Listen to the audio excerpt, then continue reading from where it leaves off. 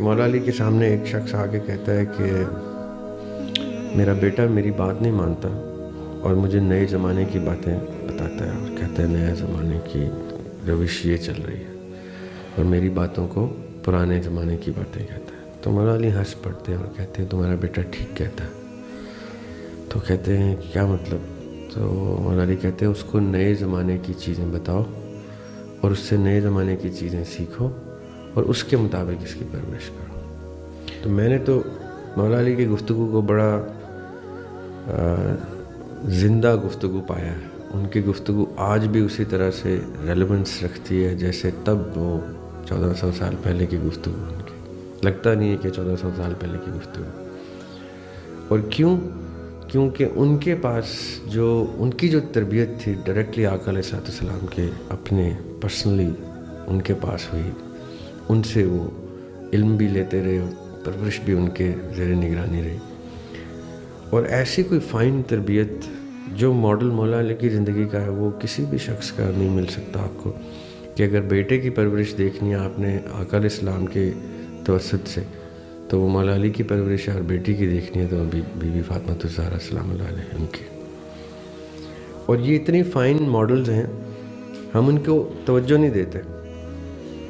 مولا علی کو انہوں نے بیٹل ٹرین الگ سے کیا ہوا تھا، عقائد ان کے بالکل سٹریٹ فارورڈ رکھے ہوئے تھے، کسی قسم کا ابہام نہیں۔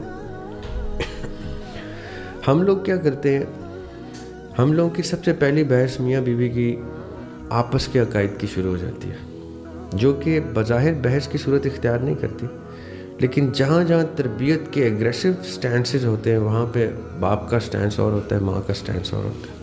ایک جرمن سائیکالوجسٹ تھا جس کو سائیکالوجی میں فادر آف سائیکالوجی کہتے ہیں، زیگمنڈ فراؤڈ نام تھا اس کا، فرائڈ بھی کہتے ہیں پاکستان میں اس کو، فراؤڈ نام تھا اس کا۔ وہ مشہور تھا، وہ کس چیز کا، اس کا ترہ امتیاز کیا ہے کہ اس نے سائیکو انالیسس انوینٹ کیا۔ اس نے کہا تھا کہ مجرم کو جب تم جیل میں ڈالو تو سزا مت دو، اس کو ایک تھیراپی سے گزارو، اس کو ایکسپلور کرو کہ وہ مجرم کیسے بنا۔ تو جیسے وہ اس کا پورا پاسٹ آہستہ آہستہ سائیکائٹرسٹ کے تھرو، سائیکالوجسٹ کے تھرو پاسٹ تک پہنچو گے تو تم اس سورس تک پہنچو گے، تو ایک مجرم کو پکڑ کے معاشرے میں 100 مجرم روٹ سے پکڑ لو گے، اور بچوں میں وہ چیزیں نہیں آنے دو گے جو اس بچے نے اپنی سفر میں دیکھی۔ جہاں جہاں پھر وہ فیس کریں گے ان کو ریمیڈیز موجود ہوں گی، تو آپ معاشرے کو ایک بچے کو ٹریٹ کر کے آپ 100 بچے بچا لیں گے، 1000 بچے بچا لیں گے۔ میں اس کو مانتا ہوں، اس کی کئی چیزوں سے میرا اختلاف بھی ہے، وہ کبھی ہم جب فراؤڈ کو ڈیٹیل میں ڈسکس کریں گے تو ہم بہت خوبصورت علمی اختلاف بھی سامنے رکھیں گے۔ لیکن اس نے یہ بڑی خوبصورت بات کی ہے کہ بچہ نافرمان ہو گیا یا بچے نے کہیں کسی ایسی سٹیج میں آ گیا جو ماں باپ اب اس کو سائیکالوجسٹ سائیکائٹرسٹ کے پاس لے کے جا رہے ہیں۔ 1-2 ایسے کیسز ہیں جو ہمارے پرسنل سیشنز میں بھی ہیں، میں ان کو ایک ہی بات کرتا ہوں، بیٹھے اس کے ساتھ بیٹا یا بیٹی، یہ باپ کی ذمہ داری ہے، یہ ماں کی نہیں ہے، کیونکہ باپ کو اللہ تعالیٰ نے جو ذہن دیا ہے وہ ڈیٹیچ ہونے والا ذہن دیا ہے، جس میں وہ اپنے بچے کو ایک کسی کا بچہ تصور کر کے بھی ٹریٹ کر سکتا ہے۔ ماں کے ساتھ ایک خاص اس کا اٹیچمنٹ ہے، وہ نہیں کر سکتی اس طرح سے، کر جائے تو سبحان اللہ، ایسی مائیں بھی میں نے دیکھی ہیں جو بڑے اسٹرانگ ہیڈڈ خواتین ہیں، وہ کر سکتی ہیں، یا سنگل مدرس کے لیے تو باپ بننا بھی انہی کی ذمہ داری ہے، وہ اگر سن رہی ہیں تو وہ ایسے ہی کریں کہ بچے کے ساتھ ٹائم سپینڈ کریں۔ دیکھیں میں اکثر دفتر سے جب تنگ آیا تھا نا نوکری کرتے ہوئے اور اپنے کام نبھا رہا تھا تو میں باس سے کہتا مجھے 1 ہفتے کی چھٹی دے، میرا دماغ خراب ہو گیا، تو 1 ہفتے کی چھٹی دیتا تھا مجھے، کیونکہ اس کو پتہ ہے 1 ہفتے کے بعد فل تھروٹل سے آگے بزنس سنبھالے گا۔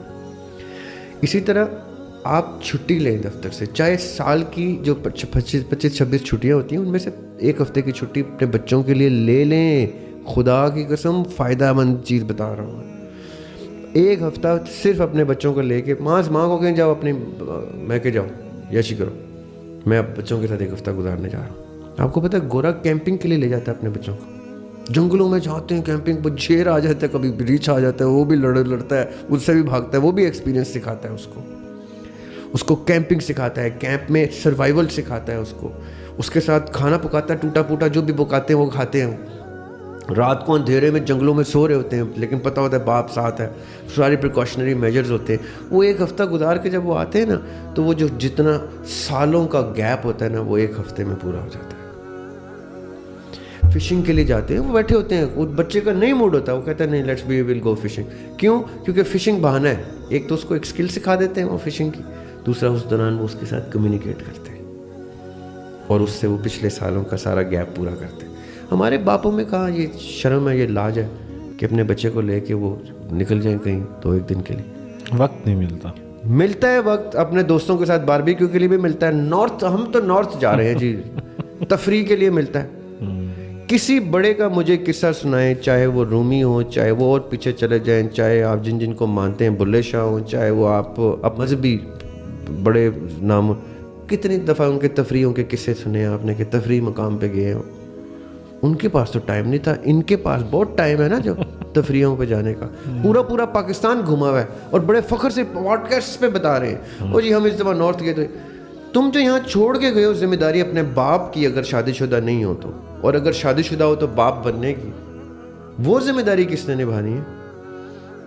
وہ پھر وہ بیڈ کمپنی نبھاتی ہے نا وہ ذمہ داری. وہ جو بیڈ کمپنی جس کو ہم نے ڈسکس کیا وہ اچھا کرتے ہیں پھر ان کے بچوں کے ساتھ, صحیح بیڈ کمپنی دیتے ہیں ان کو, کیونکہ باپ نارتھ گیا ہوا ہے گھومنے کے لیے دوستوں کے ساتھ, 50 60 سالہ کھانگڑ تفریح کے لیے گئے ہوئے ہوتے ہیں. ان کو یہ شرم نہیں ہوتی کہ وہ ان کے بچے وہاں پہ پیچھے یہی 1 دن 3 دن کے لیے 2 دن کے لیے نتھیا گلی لے جاؤ یار, چھوڑو تم نارتھ کیا برداشت کرو گے اپنے بچے کو, یا تمہارا بچہ ہی برداشت نہیں. بچوں کو لے کے نکلے نا تو زیادہ اکنامیکل ہے, بیگم کو گھر بھیج دیں, ایک ٹکٹ اور معاف کرا رہا ہوں میں ان کا, ٹھیک ہے, بیگم کو کہ جاؤ میں کہ جاؤ, it is father's time with the son اور دا ڈاٹر. اور ادھر جا کے ان سے پوچھیں سارا سفر میں وہ آپ کے ساتھ, وہ جو سفر آپ طے کریں گے نا وہ صدیوں کا سفر بن جائے گا ان کے لیے. وہ ان کو یاد رہے گا ساری عمر کے ہمارا باپ غلطی سے دریاب ہاشمی کی پوڈ کاسٹ دیکھ کے ہمیں ایک دفعہ لے گیا تھا, وہ ساری عمر یاد رہے گا ان کو.